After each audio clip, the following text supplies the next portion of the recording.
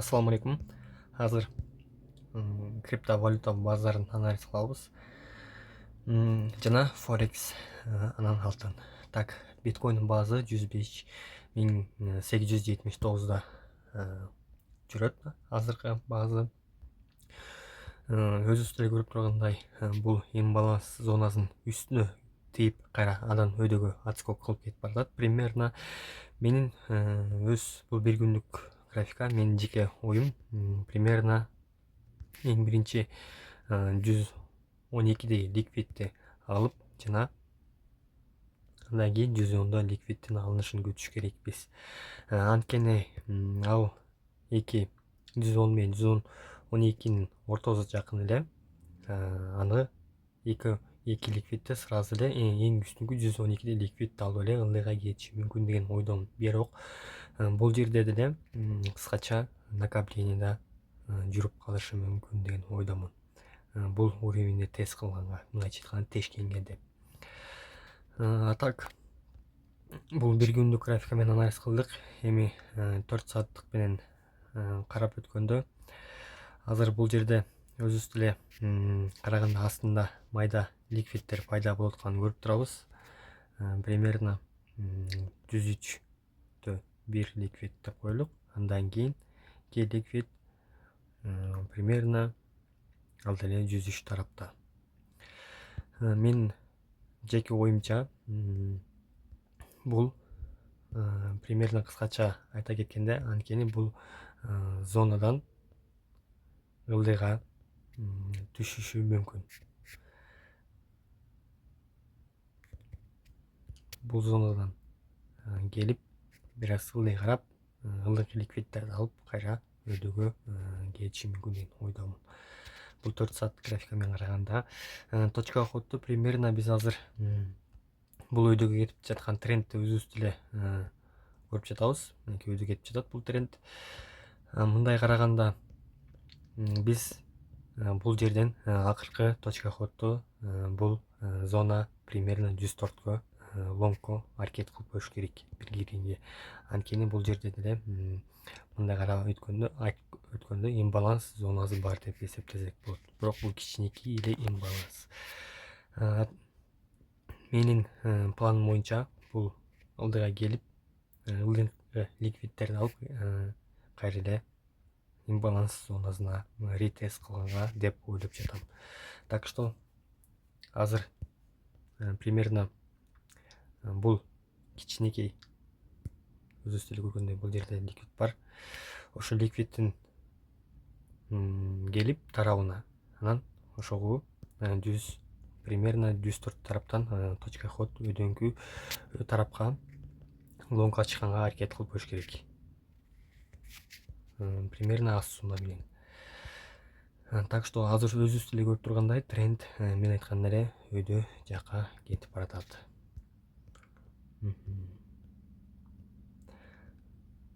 Бул 4 сааттык болду. Эми 1 сааттык менен караганда мен айтып өткөндөй эле как раз ылдыйкы ликвидтер жана бул жерде ордер блок зонасын көрүп турабыз. Бул жерде деле примерно айтканда, мындайча айтканда ордер блок зонасы бар. Как раз буларды деле уровень катары колдонсок болот. Эгер азыр лонгко примерно 104 тараптан өйдөгө разворотко караштырып баштаймын уже биткоинден. Бул 1 сааттык графика.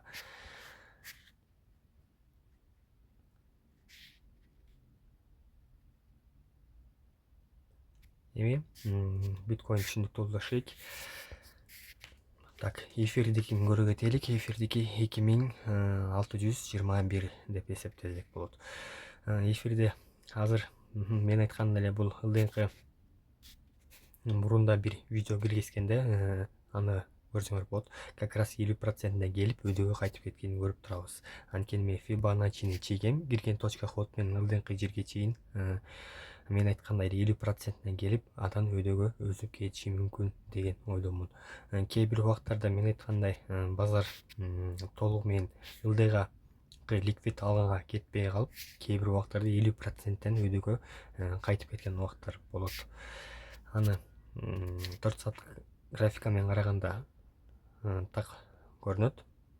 Так айтканын бирок бутта деле азырынчараак бул мисалы 50% келген жабылып позиция, андан кийинки точка ход примерно үстүңкү ликвидтерден издей баштасак болот. Примерно үстүңкү ликвид 2700 тараптап 2789 тараптап коелук точка ходко, алдыңкы шорт позициясына шортко. А так кээ бир убактарда мисалы бул эфирум өсүп анан кайра ылдыйга түшүп деле кетиши мүмкүн. Ылдыйкы примерно бул 2390 тарапта ликвид алганга. Так что бул 4 саат графиканы көрдүк. Бирок свечанын кесесине караганда бул өйдөңкү жакты көрсөтүп жатат. Анткени бул үстүңкү ликвид алганга аракет кылат. Биринчи 2789 тараптагы ликвидти.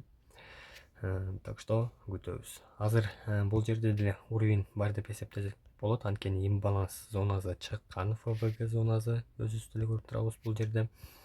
Бул ФВГдан түшсө келип кайра үстүңкү жака кетип калышы мүмкүн. Бул 4 саат графика менен анализ кылып жатам. Бир күндүк менен карап кеткенде так биз бул өтө чоң уровеньде келип калганбыз. Мынакей көрүп турабыз. Примерно 2732 мынакей мен кара сызык менен чийген уровень эң чоң уровень. Мындайча айтканда поддержка. Азыр бул жерде бул боковик зонасында жүрөт. Мындай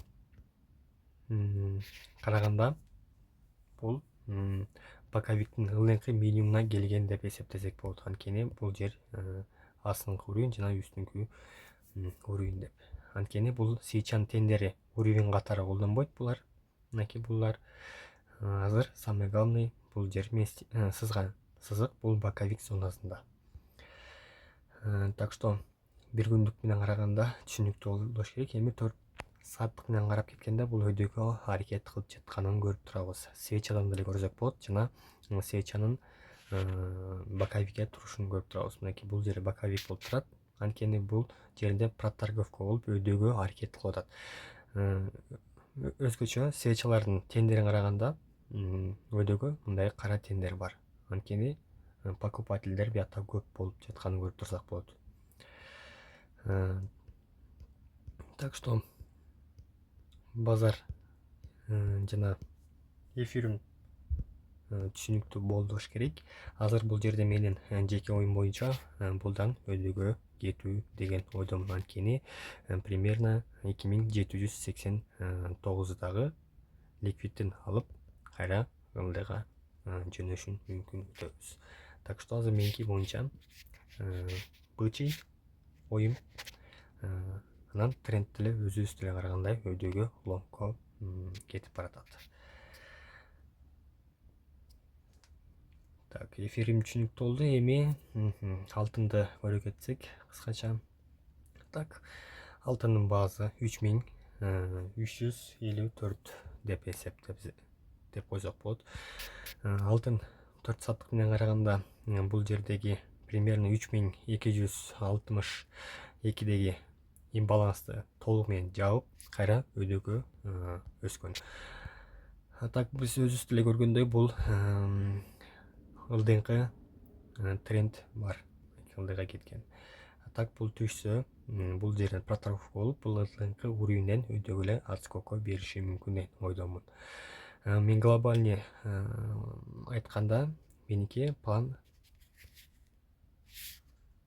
бул жер болуп эсептелинет. Ошондо 3174. Бул тараптан лонгко атыш керек. Покупкага. Ошондо да бул эң күчтүү уровеньге келип калат. Мынакей 3178. Бул 4 сааттык графика менен карап айтканда, эми бул 1 сааттык менен караганда, мисалы биз бул жерде деле тренд ликвид бар. Анан бул жерде разрыв сына геп деп койсок болот. Значит, бул ылдыйкы кепти жапканга барат деген ойдомун. Так что эгер мен бул келсе, мисалы өзүп бул жерден барса, мен муну шорттой турган жерим үстүңкү ликвидтин алынышын 3393 деп ойлоймун. Как раз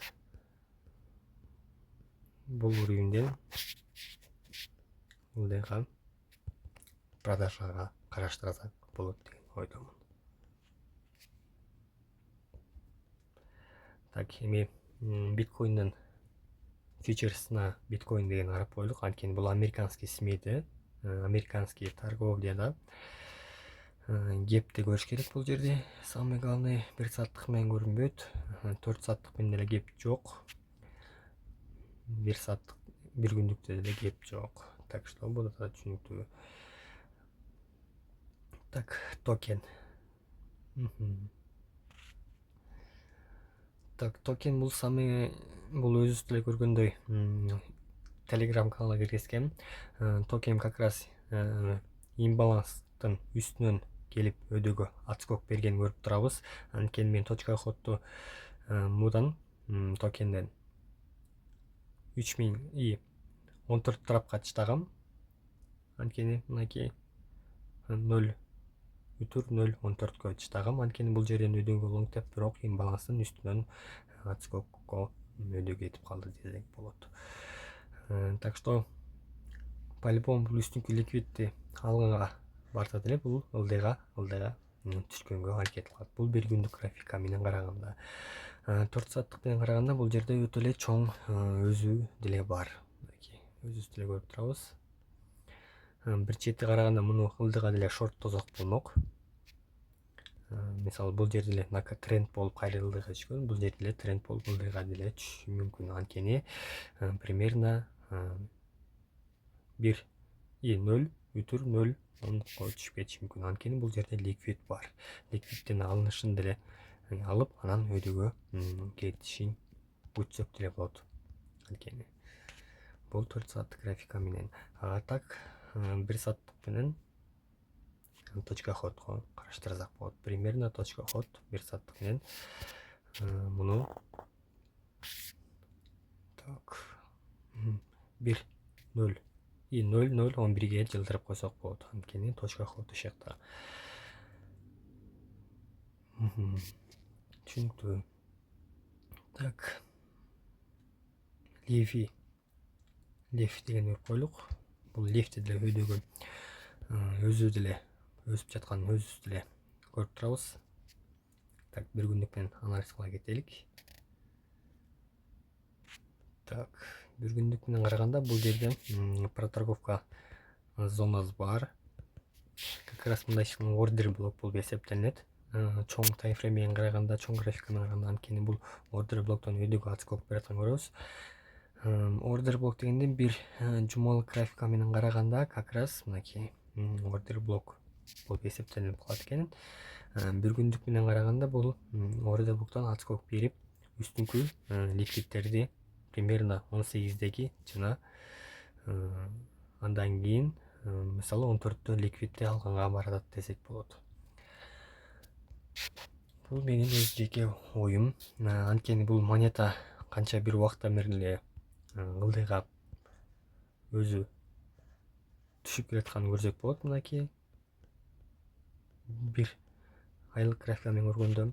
Так что буда азыр эч лонгтоого вариант жок деген ойдомун.